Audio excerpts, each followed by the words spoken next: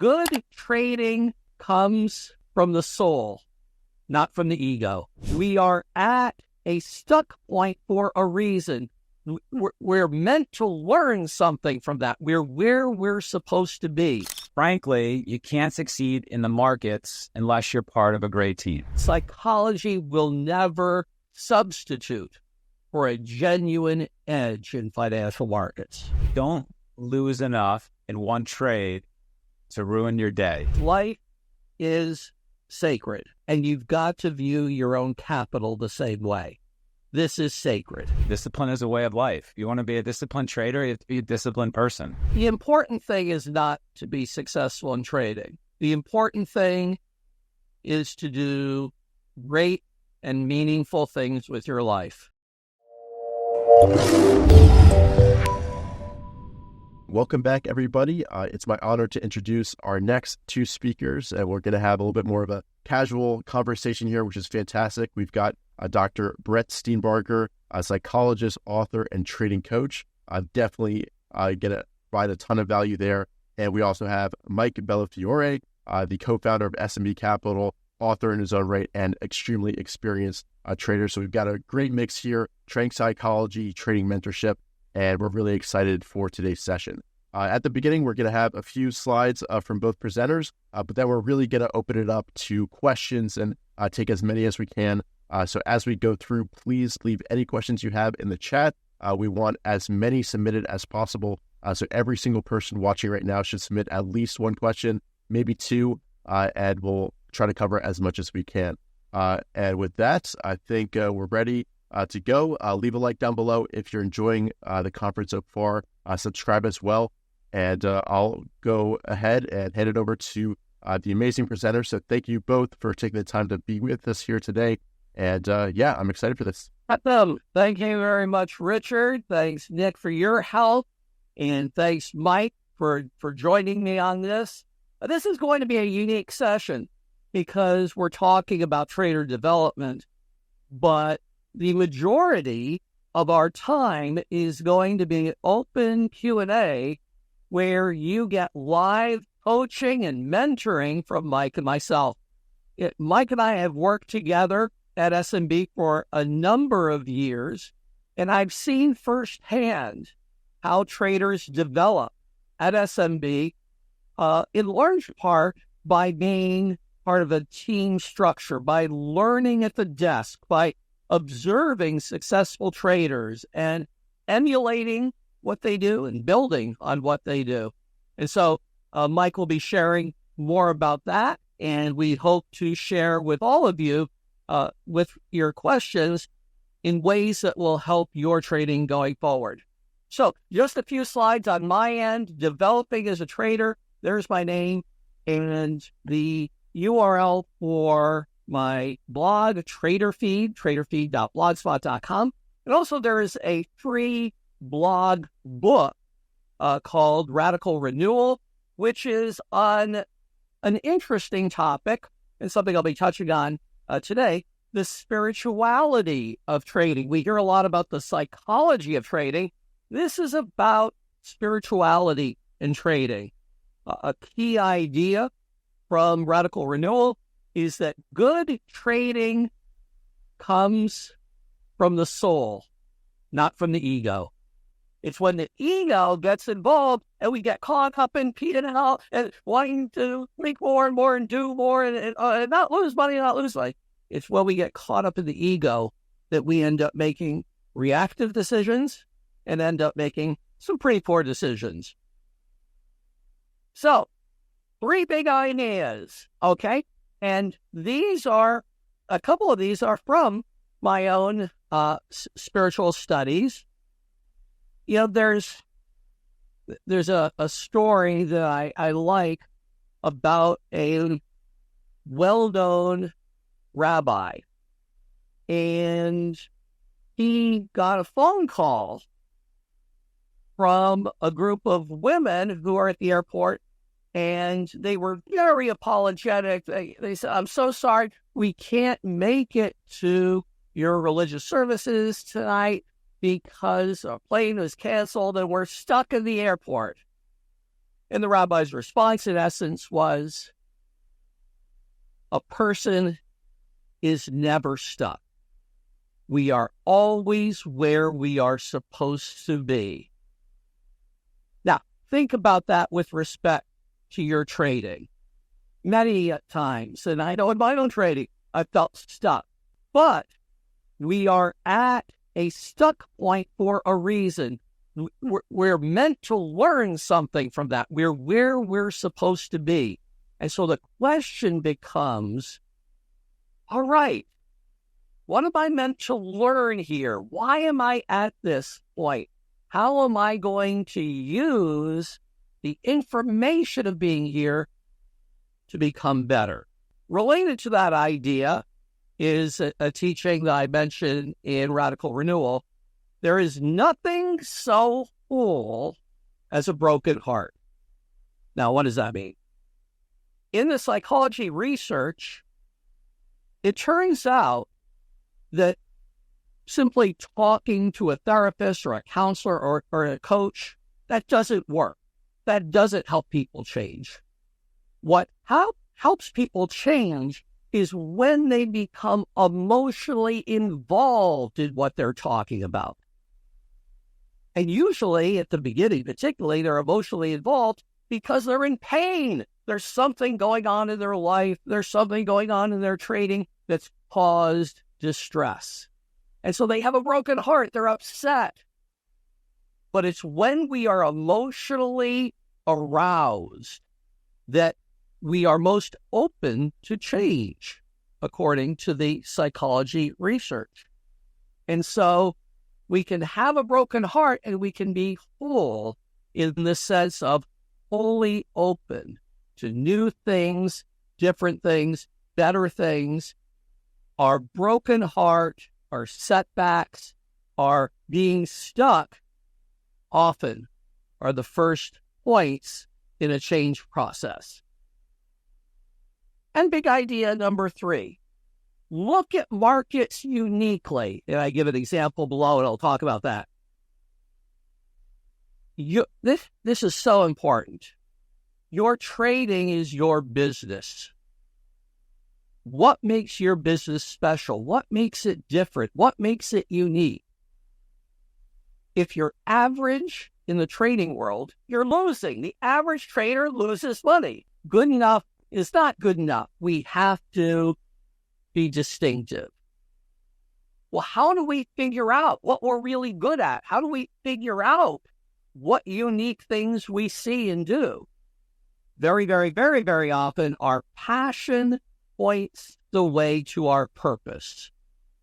What grabs us, what strikes us as meaningful and important, points the way to what we're meant to be doing. So I added here a little thing to the slide. This is word for word something that I sent out to one of the traders I work with.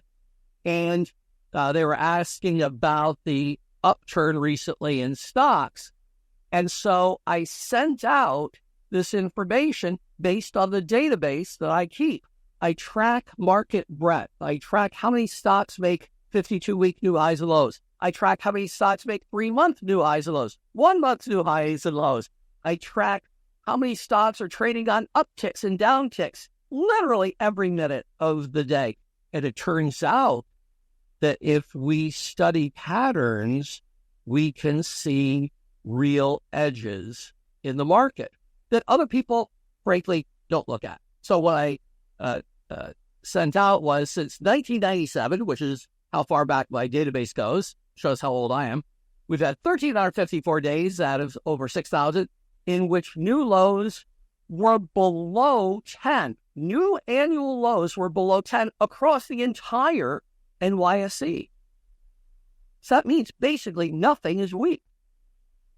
When that has happened, the S&P 500, and I use the ETF, the SPY ETF, outperformed over the next 5, 10, and 20 days on average significantly. And I give the numbers.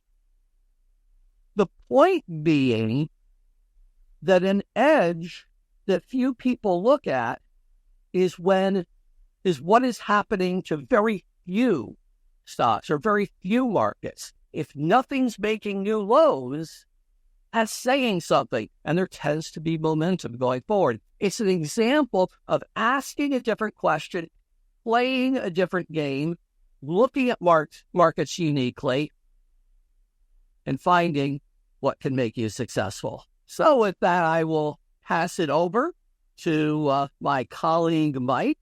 There's a great mural that it hangs on the walls of SMB Capital, which is a quote from Dr. Steenbarger. It's of him saying, "You were meant to do something great." And that's one of my favorite quotes from Dr. Steenbarger and working with him in trader development and through the years.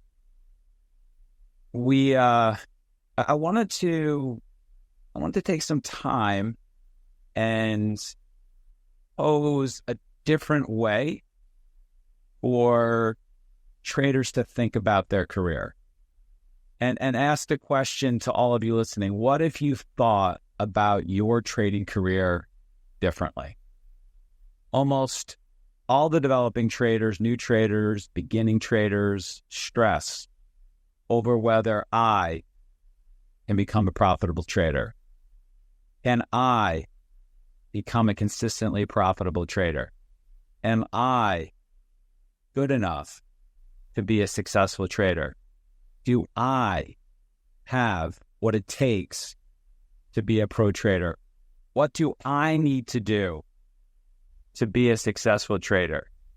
What do I need to do better to achieve my goals? What do I need to do to work on harder? What do I need to learn that I haven't? What do I need to change about my trading to hold my winners longer? What do I need to change to stop taking those trades that you shouldn't be making? What strategies do I need to master to make more money? I. And then, if for some reason you underperform, you start to wonder, what's wrong with me that I'm not making more? What's wrong with me that I can't seem to make money on those breakout trades? What's wrong with me that I missed that trade? What's wrong with me that I didn't see that Tesla trade that went up 20%? What's wrong with me that I made $500 and somebody else made 50,000? What's wrong with me that I can't build a profitable automated trading strategy? What's wrong with me that I don't have filters to alert me to that trade that just went up 10%? Or that should have alerted me to the semis which are on fire? Me. I, and me. That's a lot of pressure to have on yourself. This is a particularly difficult game. I, me, and one of the toughest games that people play. And doing that at the beginning of your journey, that's a pretty tough spot to put yourself in. What if you stop thinking of your trading journey in terms of I and me, and you thought of your trading journey in a completely different way? And what if I suggested or challenged you that you should? That thinking in terms of I and me may be the reason that you're not doing as good as you want to. Maybe it's the reason that you're not as good as you deserve to be. So there is something that we can share with you that we've learned over the years running a proprietary trading firm since 2005. And our firm has focused on building brand spanking new traders into consistently profitable traders, and then others getting even better. And this focus on developing new traders. That's why we've been successful as a trading firm. There are other proprietary trading firms who focus on going to find experienced traders who've made a bunch of money and giving them a book and managing their risk and giving them resources. Our focus has been finding traders who we think fit our culture and helping them grow their trading business from the start. And,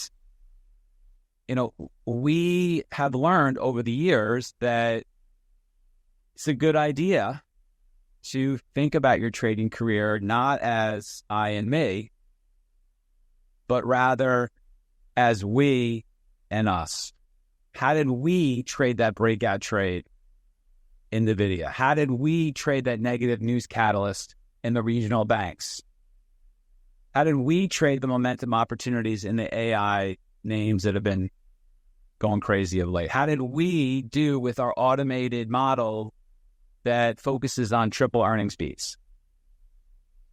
And what if instead of trading alone, you were part of a team, a trading team, or a trading pod? And what if your career was about mastering that breakout trade in this team or this pod, and your job was to be a contributing member to the solution? The whole game didn't rely on you.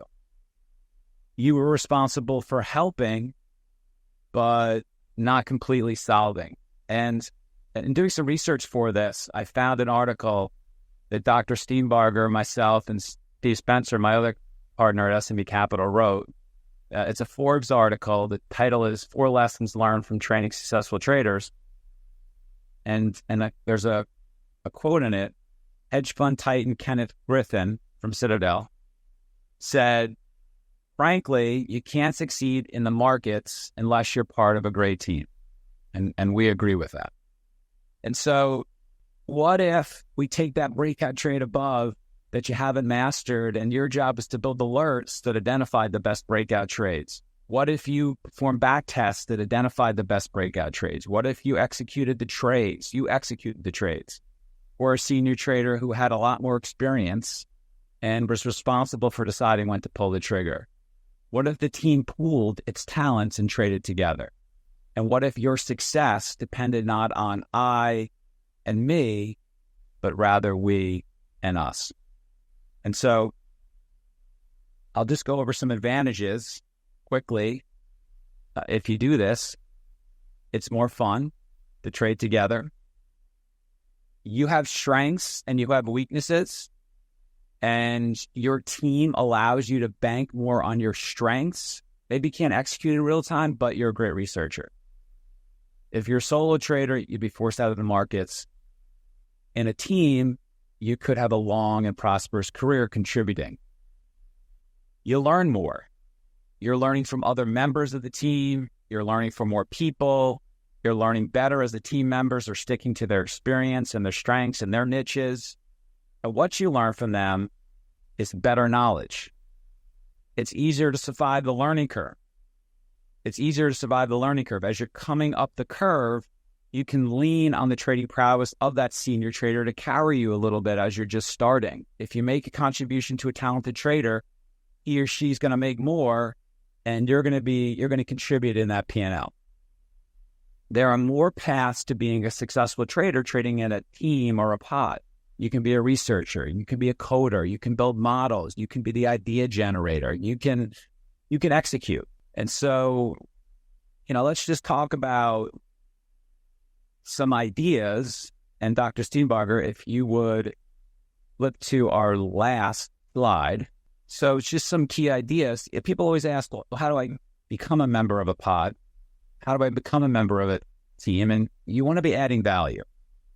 On the desk this week, Sebi, who's a junior trader, doesn't yet make a lot of money, saw that there was some unusual price action in coin.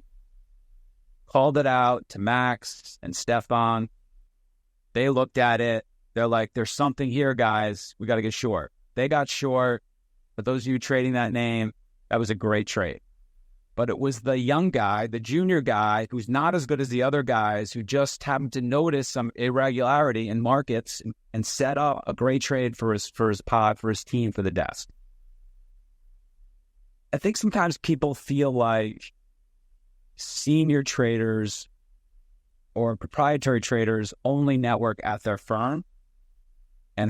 So one of our best traders is a great networker, Raf. He networks with people outside the firm, inside the firm. He was networking with people inside the firm, outside the firm before he even started with us. He's one of our best traders. He talks to so many people on the street that he gets an unusually powerful feel for what stocks are going to do. The other day, I had this amazing feel that Carvana was going to be one of the best trades potentially of the year, based on him tapping into his network. And for those of you who watch Carvana, it went up a ton. And he was in a great trading opportunity. He's putting himself in position because of his network to make really good trades. If you reach out to somebody and they say, they don't respond, like, who cares? Like, Dr. Steenbarger and I have been doing that for years. There are going to be people who don't respond. Even as even with the amount of experience and the platform that Dr. Steenbarger has, there are people that don't respond to him. And there are certainly people that don't respond to me. I wasted I wrote an email and somebody didn't respond. That's okay. But there are a lot of people that do respond. We actually know each other through email. I want to highlight one really important best practice that we're seeing on our desk. And I think this is the biggest takeaway from these key ideas. On our desk, guys are getting together at the end of the month and they're going over easy money trades. They're looking at the easiest and best opportunities from the month. They're putting them together and they're discussing them at the end of the month with a whole bunch of people. They're getting all these reps and all this review on the best trades, and they're starting to internalize even better these A+ setups. They're meeting, it's on Zoom, they're preparing materials, they're going over the trades, there's questions asked, and there's just a tremendous amount of learning that's going on from this review. People are watching tape together, they're doing daily report cards together, providing feedback. And just to give you an idea, when you think about a team, maybe you can be the technology expert. Maybe you can be the idea generation expert. Maybe you can be the execution expert. Maybe you can be the research expert. Maybe you can be the leader of the team. Maybe you have the most experience looking at markets. Maybe you're the guy who brings the energy to the team. And so when I think about a team, those are some parts that make for a successful team. And maybe there's a part that you can play in that. And none of that relates to you formulating a trade idea by yourself, pushing the buttons by yourself, making decisions solely by yourself, exiting an exit solely based on your system, based on your ideas, putting all the pressure on you to be successful. And Dr. Steenbarger, I know you've been involved in helping build a lot of really great teams. That's exactly how hedge funds work, is with the team concept, and people start at junior levels, so they get mentoring at the desk, they provide value to the team. But what many traders don't recognize, Mike, is that teamwork is possible for individual, independent traders. One of the great advantages of the online media is that we can network with others literally around the world and form our own virtual teams. We can join trading communities and find kindred souls within those communities. So we don't have to be at a hedge fund in order to gain the benefits of working in a team. All right. Should we shift to some questions, Richard? Yeah, I think that's great. We've got plenty of great questions coming in. I encourage even more to be dropped in the chat as we speak. To open things up, there's a pretty good one from Nick that kind of I think is a good starting point for today. And he asks, both the trading strategy and psychology are important in their own rights, but as a new trader, should you be focusing on both psychology and strategy at the same time, or one versus the other, or one first? Yeah, so great question, Nick. Mike, do you want to go on that? I was going to say, since we have one of the great trading psychologists here with us, we should start with you, please. Well, if you don't have a good trading strategy and you just work on the psychology, then you're going to feel better when you lose money.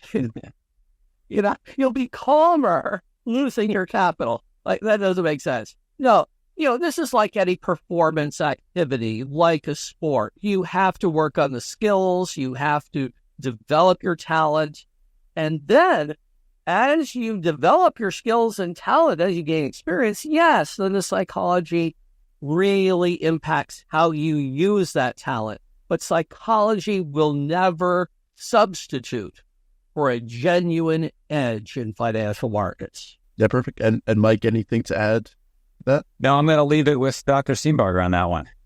Yeah, perfect. So coming to you with the question, Mike, there was a really good one that was submitted. I forget who asked it. I'd have to find the exact question.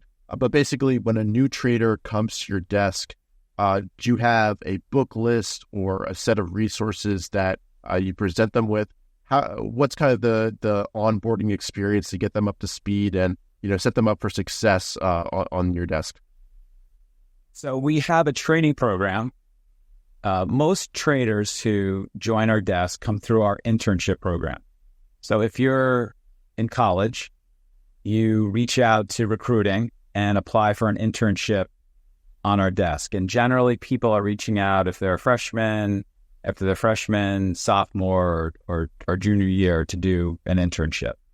And before they actually show up here, we're in New York City, and train with us during the summer, they are sent a training program. They're sent an equities training program.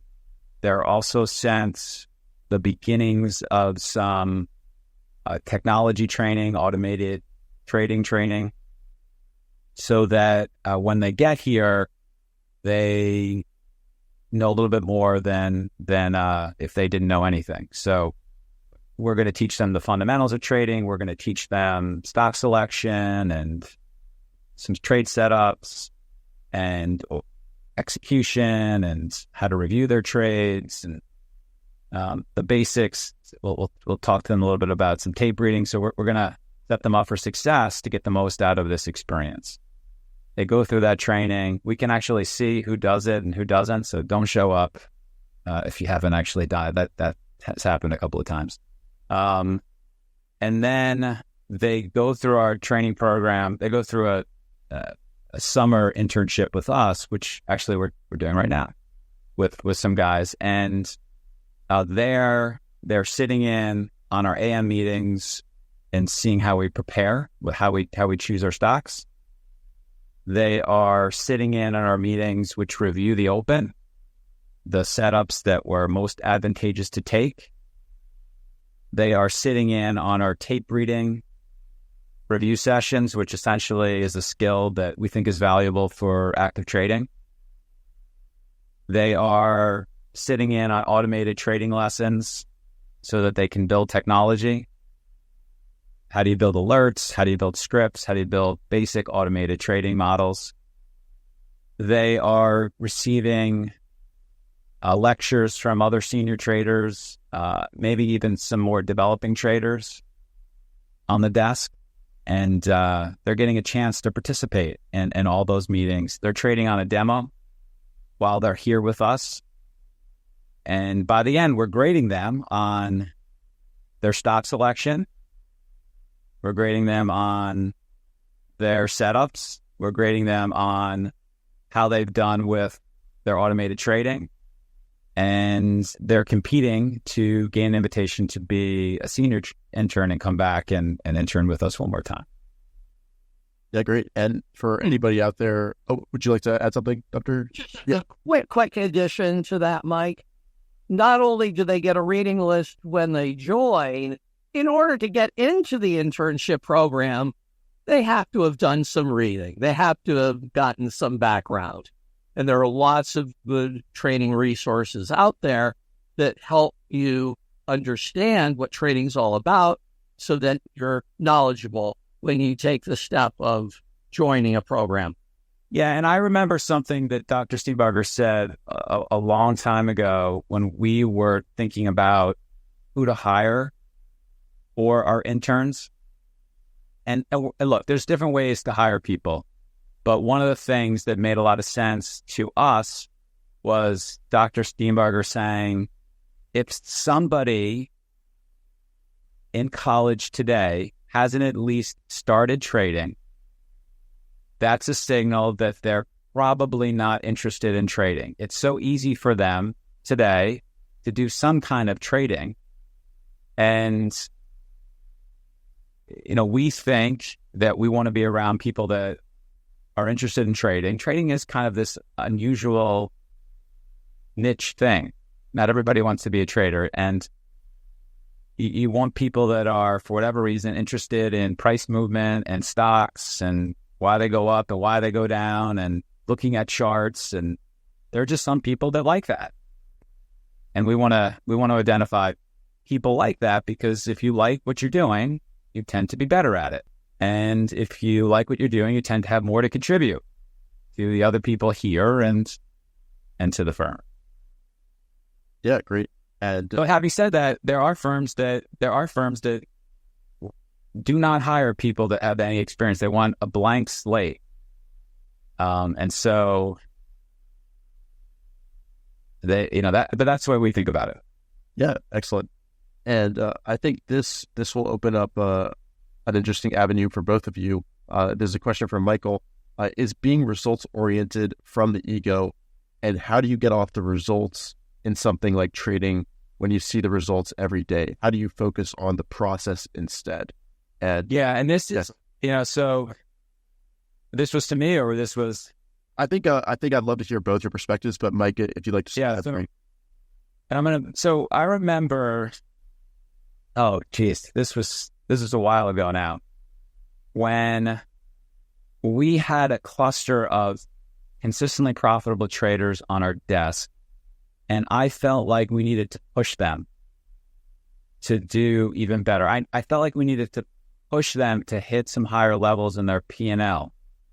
And I remember reaching out to Dr. Steenbarger and saying, let's have this challenge to push people to make $30,000 in a month. And we identified the traders, who those were. And I felt like you needed to put this number in front of people, these results in front of people, to get them to be able to do it. And I remember Dr. Steenbarger writing back and saying, that's an interesting idea, Mike, but let's have them focus on the process. What are the things that they need to do to achieve these goals? And let's have them grade themselves on whether or not they are actually doing these things. And let's not put so much focus on this number, because what if they don't hit it? Does that mean that they haven't succeeded? Is that going to demotivate them? Do we want to have traders focused on their P&L or improvement? And Dr. Steenbarger has been involved in almost everything that we've done at SMB. And if you've read his posts, he is always talking about the importance of trying to get better and your process, which leads to results. I do have to say that Steve and I, at our core, believe in those principles. Like, if you just were to ask me, how do I get better at anything? If you said, Mike, how would you get better at chest press?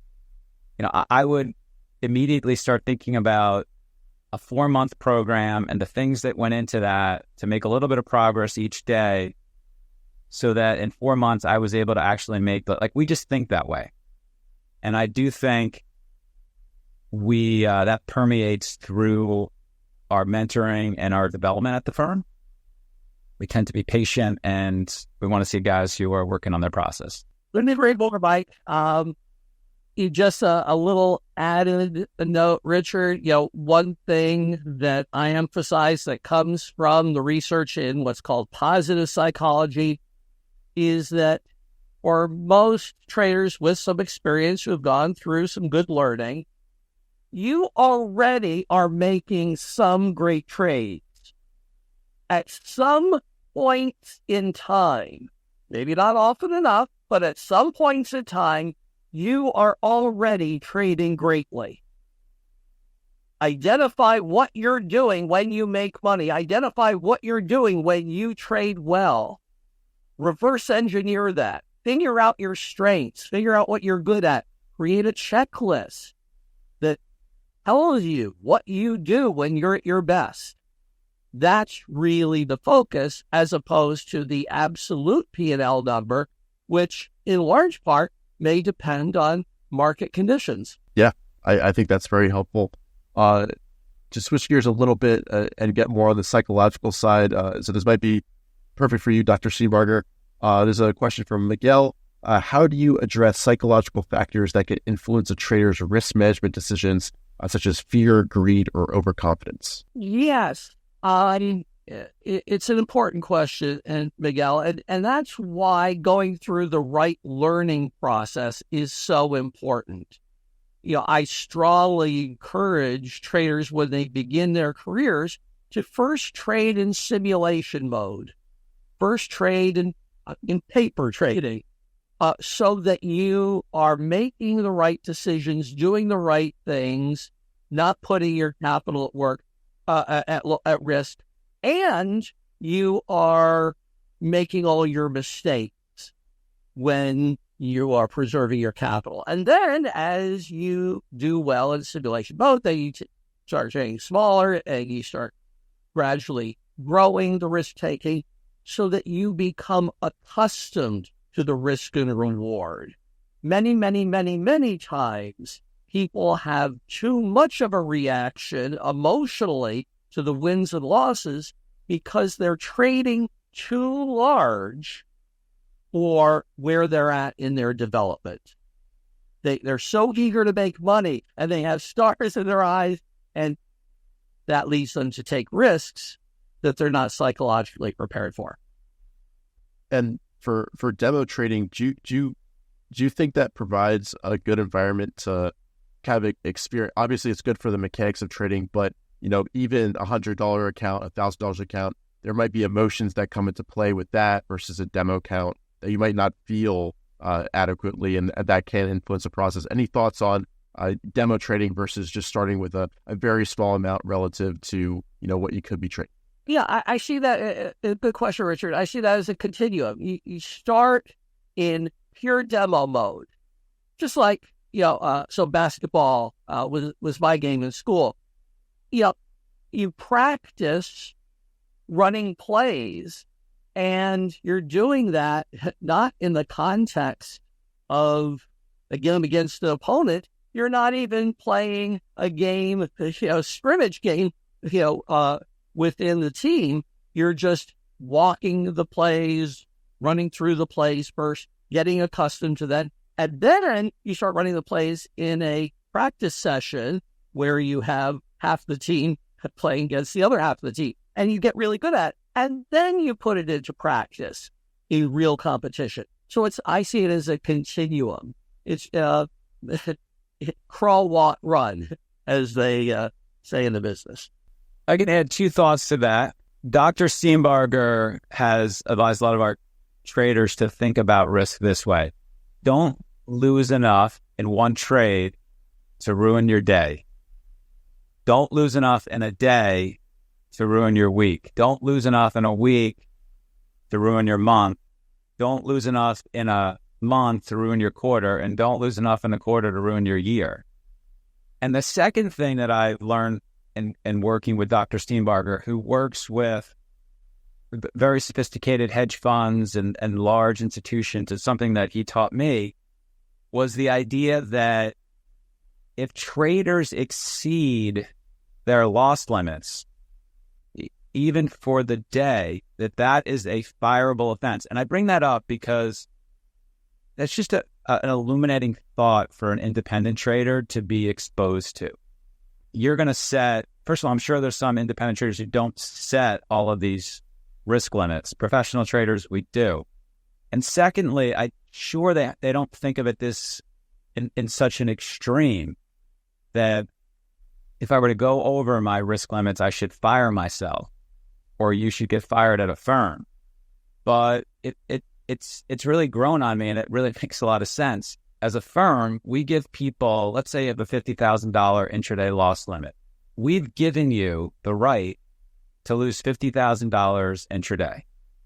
We have not given you the right to lose $50,000 and $1. Now you are violating our trust. And one of these days, those numbers are going to be higher. And how can we trust you when those numbers are higher? But as an independent trader, same for you. This is your money. You're running a business. You've hired yourself to lose maximum $500 in an intraday. If you lose 501, you're going to have to give yourself a timeout and make sure that you can stay within those time limits, or else you can't hire yourself to trade your hard-earned money. And just to add in, this is something we've talked with traders about. I teach at a medical school, among other things. And so I work with physicians who are developing surgeons or experienced surgeons. Can you imagine a surgeon saying, well, I've done well 90% of the time, but every so often I go on tilt tonight. What? Don't tap. You don't go on tilt when you're a surgeon. Why? Because life is sacred. And you've got to view your own capital the same way. This is sacred. And there are mistakes that you're allowed to make, that it's normal to make, but you're not allowed to violate what is sacred. And that is what keeps people on the straight and narrow in the medical world. And I think the same ethos applies to the trading world. Perfect. And, touching on losses and diving a little bit deeper into that, and I did see some questions about this. There will be times when you're trading where you'll be experiencing a drawdown. You won't be trading as well as you could be, and even if it's within your acceptable risk allotments. What would be your advice for traders to handle drawdowns, work through them, learn from them, and eventually, continue to make progress overall? I love to hear this both from the psychological perspective as well as Mike, your trading perspective. And Mike, I guess we'll start off with you. So I learned this lesson last year. So in 21 and in 20, we were really fortunate to have a tremendous amount of success. And guys really made life-changing money. It was humbling to see. It was really rewarding to see guys do so well. It was just great. It was amazing. And then we had 2022. And if you remember, 2022 was really good for the first half.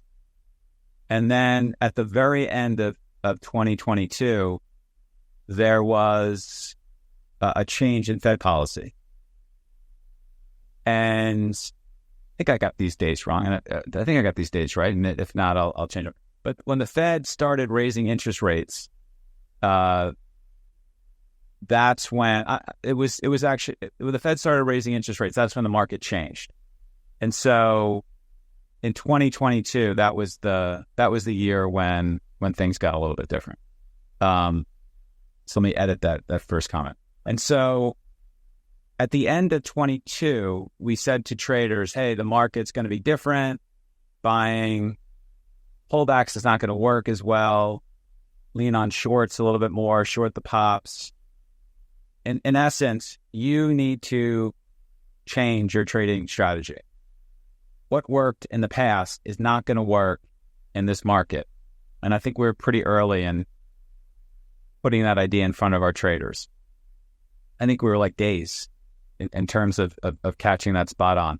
But the thing that we didn't do, which we should have done and which we would do going forward, and not to say this is an easy thing, is we actually should have changed the risk rules and the risk parameters for all of the traders, because we were now in a different market.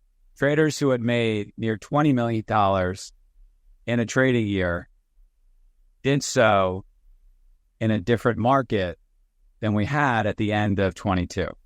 We're now entering a completely different market, and we should have theoretically made them prove that they can make money in this Fed raising interest rates market and earn more risk when they were making money in this Fed raising interest rates market. And we didn't. And so what we experienced was some of our traders did draw down more than they should because they were looking at their risk limits from 20 and 21. And, you know, I think some of their drawdown was not necessary. And so, you know, we've certainly turned the corner, and, you know, guys have started to do really well again. The regional banks really helped. February was really great. But I would just suggest, think about the market that you're in. Think about the regime you're in. Have you made money in this regime? And if you haven't, you should earn it. Start small and build it. If you made money in the past in a different regime, that shouldn't count as much as you think. As Dr. Steenbarger says, we're always learning, and we're always new traders. Yeah, it's so important, Mike. Richard, actually, I'll respond to this more from the trading perspective, because I think doing the right kind of trading helps the psychology.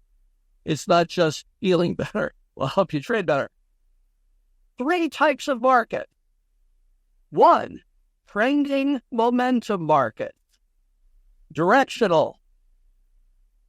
2, cyclical markets. Mean reverting. So we're in a range and then up and down within that range. 3, rotational markets. Capital is remaining pretty much constant in the market, but shifting from one part of the market to another. And that's what we've been seeing recently, where certain sectors of the stock market have been attracting capital, some of the tech names, the AI names, of course, and other sectors people have been running away from. So the overall index may look, quote unquote, choppy, when in fact there are meaningful movements within that. So we shift from trending to cyclical to rotational and back again. And we have to pick up on what Mike is referring to here is the regime changes.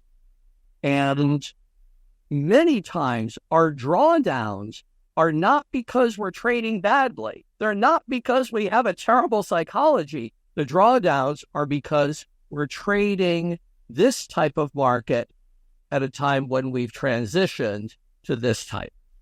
Yeah, I think that's a really good point.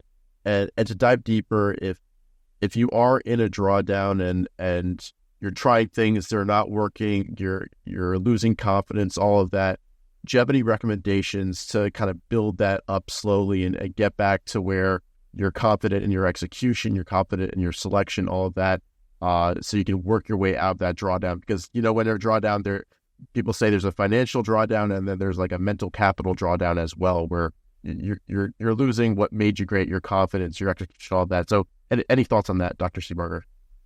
Yeah, at one hedge fund where I worked full-time for a number of years, every trader was required to come up with what is called a drawdown plan. In other words, if I draw down X amount, then I cut my risk-taking and I go through a review process, a learning process. So that as you are having more and more trouble in your results, you're getting smaller and smaller and doubling down on learning. And that's how you figure out, wait a minute, the market's changed here. This is a different regime. So you're quick to get small, and you're quick to build it back up as you start to see things and as things make sense to you. And that sizing back up, that almost seems like the harder part for some traders, the building back up to a normal position size after, keeping that risk really tight and making sure you're managing your positions and managing your risk. Any thoughts or words of motivation or advice for people who are sizing back up? And Mike, if you want to jump in here, feel free. Yeah, gradually. You want to size up step by step by step. You make money at this level, go to the next level. You make money at that level, go to the next level. So you don't all of a sudden triple your sizing at once and possibly lose weeks worth of profit with one bad trade. Go ahead, Mike. So we find on our desk, we're actively trading. So this may not be true for hedge fund traders or maybe some value traders or some longer term traders. But for active traders, we find one of the things that we have to teach our traders is that they don't necessarily have to draw down more to make more. And if they really do study their best trades, and as I said before, we have these easy money monthly reviews that the guys are getting a lot of benefit out of. If they go back and they study the best trades from the month, the easy money trades for the month, almost universally they're coming back and they're saying, I didn't need to draw down almost at all. If they really became laser focused on their entries, they really don't have to draw down very much at all. And you'll hear them talking about them. You'll hear them say, one of our traders had a $400,000 month last month, and his largest drawdown was $20,000. And he accredited this really good month to focusing on his entries and not really drawing down. And so I just want to put that out there.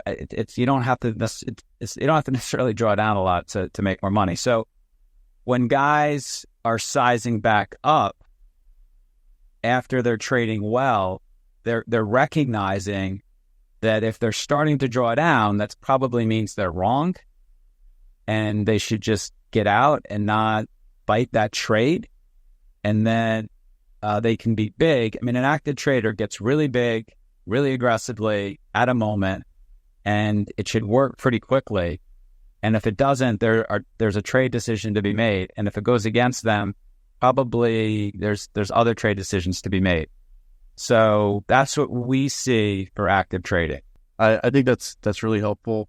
And one thing that I wanted to ask you guys, since Lance brought it up last week, and I thought it was a really great topic, he discussed his daily report card and kind of, that continual process of grading yourself to stay in tune with, are you following your rules? Are you following your plan?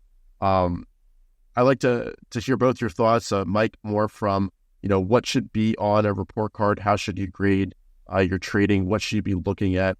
And then Dr. Steenbarger, maybe the emotions, what you're experiencing in the day, the journaling side of things. Mike, we'll maybe start with you on the more trading side. Yeah. So the daily report card is an idea from Dr. Steenbarger. The genesis of the daily report card is Dr. Steenbarger working with Shark, one of our top traders at the firm, to get better at certain parts of his trading. And Shark would write a daily report card to Dr. Steenbarger, and Dr. Steenbarger would give him feedback. And it's a really efficient way for a coach and a mentor to provide guidance to somebody else. But it's also a way for the trader to be tracking intensively the thing that's really going to move the needle. And so one of the things you want to be asking yourself is, what's the one thing that I can do that will have a significant impact on my trading? It's the one thing that I can do this month that will have a significant impact on my trading. And that is what you can center the daily report card around. So maybe it's you're over trading. you develop a daily report card over judging yourself each day and giving yourself a score as to whether or not you're over trading. And you'll start to keep track of the things that you do that help you not to overtrade. And you'll keep track of the things that get you in trouble. And you'll learn about that and you'll get better at that one thing, which will propel your progress going forward. And so that's an exercise that all of our guys are doing on the desk and is pretty helpful for making some progress. Absolutely, Mike. It is part of what they call in the psychology research deliberate practice, where you're performing, you're reviewing performance, you're learning from the review, you're making improvements, you're reviewing again, learning from that. And so it's a continual process of refining what you're doing, both by identifying what you do well and building on that, and by identifying what you could be doing better and changing that. I want to give a shout out to Lance here and those watching who are not familiar with his work. Lance Brystein, he has some really good YouTube videos out. He, I think, has added two things to the daily report card idea. One is, the credibility of being a successful trader himself, so he can give very concrete feedback. That's very helpful. But even more so, I think, Mike, he has done a great job of making the traders accountable. In other words, making sure that you're being honest, that you're doing that report card, that you're learning from it, that you're accountable to you, you're accountable to the capital that you're running. And it's that spirit of accountability that really distinguishes successful performers, really in anything. Can I add just one quick thing? So I tend to be the type of person who likes things very organized. So if you say to me, our traders should do a daily report card, I'm going to create a template and I'm going to say to our traders, do it this way. And then what's great about having somebody like Dr. Steenbarger helping us is he will look at that and say, that's great, Mike, but people learn in different ways. And as long as they have the spirit of the daily report card, there's lots of different ways they can do it. For instance, there's some people who get a lot out of actually speaking in terms of a review after the day. So they'll get on a headset and they'll just talk to their team, and that's their daily report card. And so it doesn't have to be in a certain way, in a certain template. It just needs for you to be intensive about one thing that will really move the needle for your trading. And are there any common, having mentored so many people, are there any common things that you see a lot of people find value in including in their report card? Any examples of metrics they watch, things they think about during the day, mental exercises they do during the day? And maybe Dr. Steenbarger to start? Yeah, and Mike, as you know, with the report cards of the traders, the platform, and the one that I'm most familiar with is TraderView, collects the data on your trading and spits out to you, how many winning trades do you have? How many losing trades? What was the average size of the winning trades, the average size of the losing trades? What was your profitability on your long trades, your short trades? What was your profitability as a function of time of day or as a function of what you were trading? So you can look under the hood, so to speak, to see where your mistakes are coming from, where your good trading is coming from. The important element I find is that it's just as important to review the successes as the things that need improvement. And so anything that allows you to get under the hood and figure out where the successes are coming from, what you're doing when you're trading well, what you could be doing differently, better, that's going to move you forward. Yeah, perfect. Mike, anything to add? Yeah, I will highlight that a lot of trader improvement comes from you understanding your your best trades and people like me saying to you, you have a good trade. I made a lot of money in Wall. And me saying to you, great, how can you make more? And then Dr. Steenbarger has been terrific advising traders to ask another question, which is, what are you doing before trading that brings you to your optimal state to perform at your best? So it's not just what you trade well, but it's how you trade well that you need to be going over to make the most money. Yeah, that's actually perfect because I was going to ask about routines and what you guys would recommend. So, Dr. Steenbarger, maybe starting with you, what are some of the common things and routines that can help traders reach that optimum level where they're trading at their best, whatever their potential is? Well, what the research in psychology tells us is that our performance in general, in any performance field, is going to be best when we are at our best in our mindset. If we have a good amount of psychological well-being, as it's called, a good amount of happiness, a good amount of fulfillment, a good amount of energy, a good amount of closeness to other people, we are going to be more productive, but we're also going to be more creative. An important part of success in the trading world is seeing opportunities that other people don't see. There's no edge in being consensus.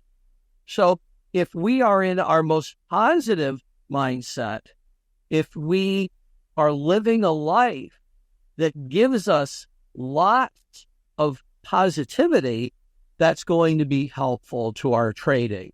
If all of our focus is on trading, if all of our focus is on P&L, then our mindset is going to rise and fall with our trading results. And that's a pretty vulnerable place to be. Yeah, excellent. Yeah, and I will say that you want to be thinking about your performance holistically. One thing that I will add to that, and that this is not in any way contradicting that statement. It's just that inside of that idea, it's pretty evident based on the idea generation that certain traders and groups have, how well they're going to do. The group that is doing the best at our firm right now, if you pass them by on the trading desk, you will notice they are talking all day long, sharing ideas, generating ideas, debating how big they should be in ideas, debating whether they should take some profits off, debating other stocks they should be buying. They're talking all day long. It's different than other traders on the desk. They're talking more. They're sharing more. They're generating more ideas. And in fact, the same cluster of people we took to a Yankees game recently, I was in front, they were in back. They talked the entire game about trades, trading, trades that were coming up. They were game planning at the Yankees game where I was just trying to enjoy the game. But they're super interested in trading and generating and sharing ideas. Yeah, excellent. I want to touch on, because I saw some questions about this, about finding your edge and finding your style too, because every trader is going to have their own time frame, their own style that works best for them. I definitely want to hear both of your perspectives. What advice would you give for traders who are just joining this or are trying to really concretely define their style, their edge, and how they can make sure it's the right one for them? And Mike, maybe starting with you. Yeah, so I remember Dr. Steenbarger espousing the education that you get at an investment bank for trading. And I remember thinking, wait a second, I'm a proprietary trading desk. I think we're doing some things well here too, but we're not an investment bank. But I remember listening to him talk about why the training at an investment bank is so powerful. And it's because you get a chance to gravitate amongst different desks, and you get exposure to lots of different types of trading and jobs inside of an investment bank. And so, look, we are an active trading firm, and we're going to screen for people we think will be good at active trading.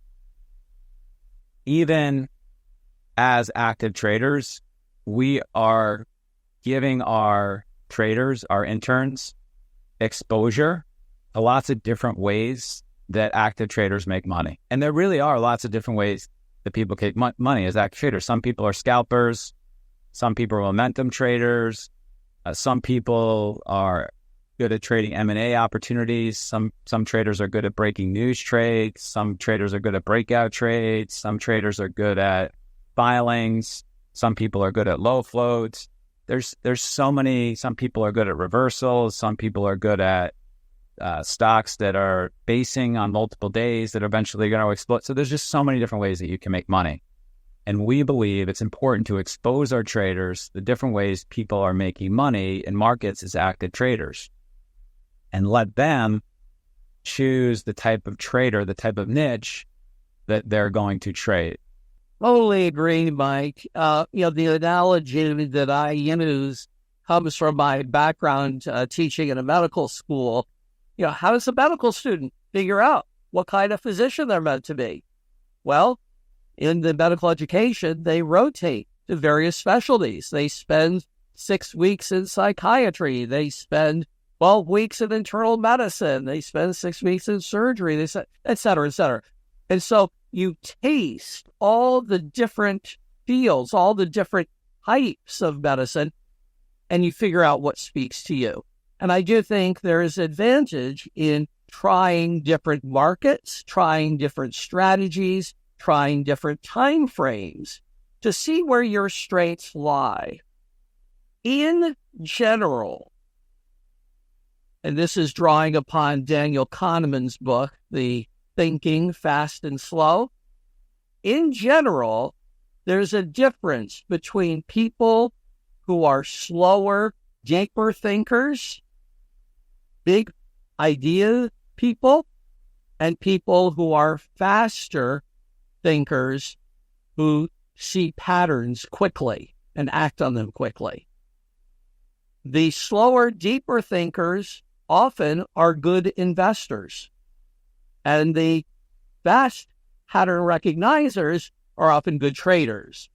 We want to figure out how we are wired, what kind of way of processing information is best for us, because that's what's going to make us most successful in financial markets. Yeah, I think that's great. And when traders are seeking an edge and learning a system, I think a common issue, and you guys would be the experts on this, is they're not fully accepting a system, they're not fully following a system, and there's a lot of randomness that pops up in their trading. Any thoughts on improving discipline, improving following your rules, and making sure that you're true to your system, true to your process, so over time that consistency can ultimately lead to profits, because inconsistency, randomness can lead to big wins, but it can also lead to big losses as well on the flip side. And Mike, maybe starting with you. I actually think that's an easy answer. Mm-hmm. I think it's an answer that people don't like hearing. There's a viral video today going around of Nick Saban who gives advice on this. And he says, if you want to be more disciplined as a football player, you have to be disciplined in your life. Discipline is a way of life. If you want to be a disciplined trader, you have to be a disciplined person. Yeah, perfect. Yeah. And in fact, there's research in psychology to that effect, that people who are what is called conscientious, it's one of the 5 big personality traits. People who are conscientious tend to be disciplined and tend to carry that forward in different areas of their lives, including trading.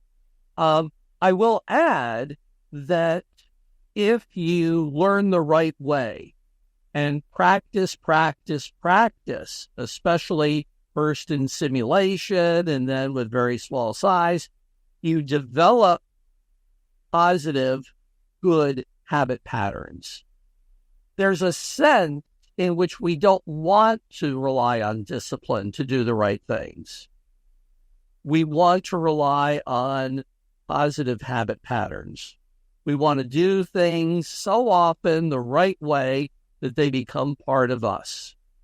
So if I get up in the morning and I take a shower, I do that every single morning, every single day, not because I'm disciplined, It's become a habit. It's become a part of my life. That's how we want to internalize the right activities in trading. Yeah, excellent. And doubling down on going back to the report card concept and just kind of self-analysis as a trader, when you're looking back on your trades and trying to identify whether it's a good trade, a bad trade, what would you recommend traders think about? Because it's not necessarily at the end of the day whether you made money on a trade that it was a good trade or you lost money, so it's a bad trade. Over time, obviously, that's true. But on a singular trade, how should traders look at things to approach that analysis to get the most out of it and either make new rules, make adjustments, and ultimately, seek that continual improvement? And Dr. Steenbarger, maybe starting with you. Yeah, and if you have developed some rules for your trading, then you can go back and you can say, did I follow those? Would I take that same bet again under the same conditions? That's really the hallmark of a good trade. Everything in financial markets is probabilistic. There's nothing that's 100%. And so there are going to be times where we follow a very good process, do all the right things, and it doesn't work out that particular time. It's like playing poker. You draw some really good cards, but someone else might have something better. But you're saying to yourself, did I follow these rules? Did I make the right decisions? Did I size things the right way? That's really the important part of the review. Mike, anything to add? I think he said that very well. Yep, perfect.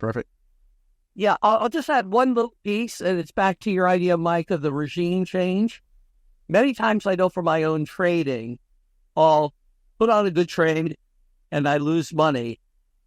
And after cursing, and I'll say, this should have worked. Yeah. Normally this works.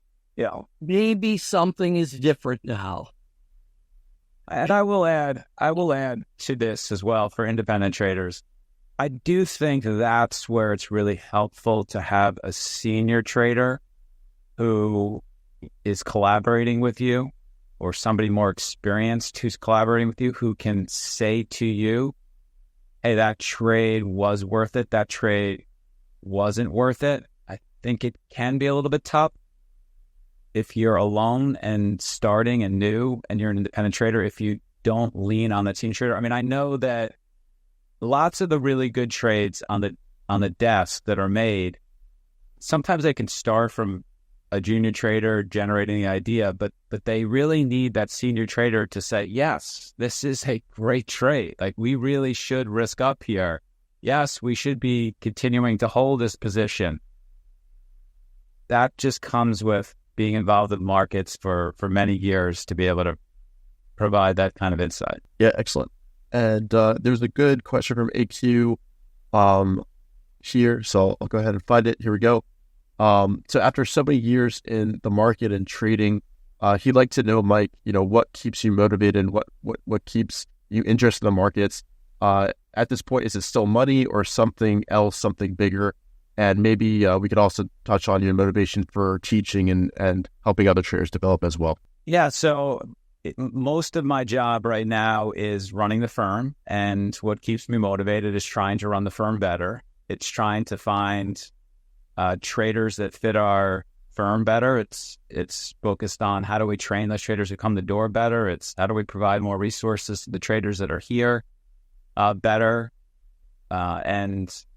and also assisting the people that help us do that at the firm. So we have great support with Carlton and Jeff and all the guys, and Dan Gudlowski and the team leaders, and I try and help them do their jobs a little bit better. But the most rewarding thing in the jobs that I have now is looking for people that really want to be a professional trader.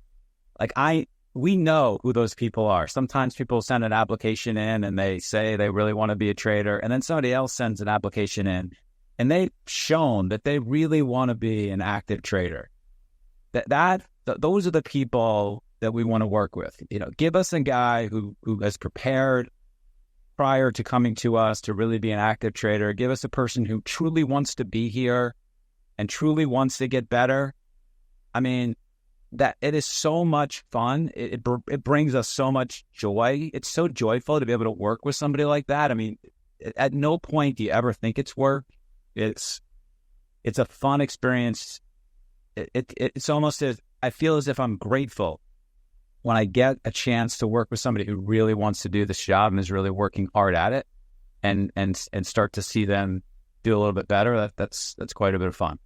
That'll never go away. Seeing guys start to come up the curve, that'll never stop being fun.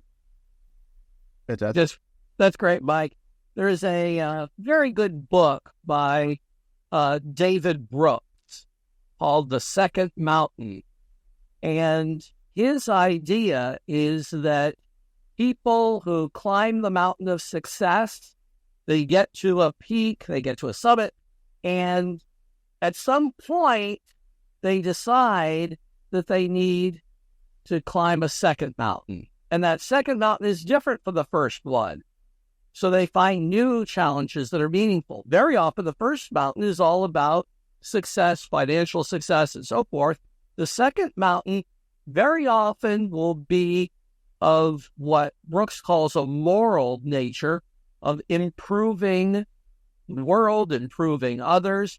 So, for example, in the world where I work in finance, it's common that someone will succeed in their trading, and they will build a team.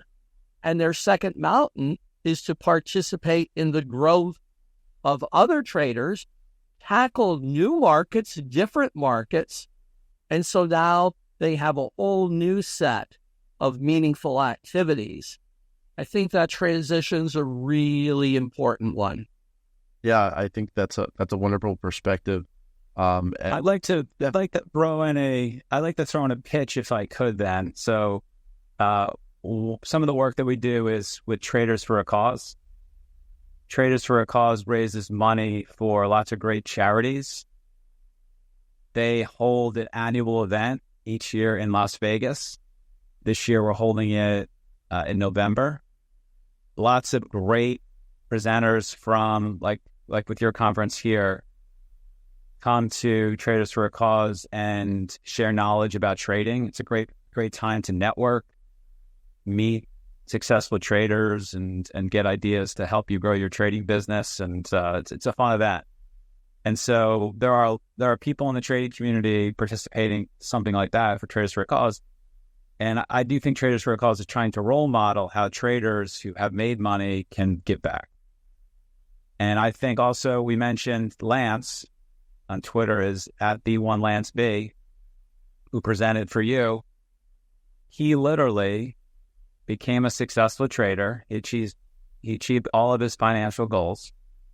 He achieved his dream of being a successful trader. And then he kind of quit.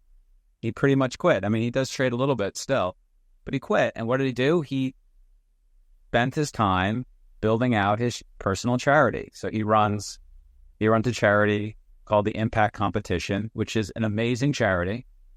I sit on the board of it, to be transparent. And he traded his time in front of screens for that second part of the mountain, Dr. Steenbarger, building out the Impact Competition to which has a lasting impact on local communities. It's very inspiring. Yeah, fantastic. And we dropped the link to Traders for a Cause in the chat for everybody watching. Definitely check it out. Mike and Dr. Steenbarger, this has been really amazing. Just one last kind of closing question.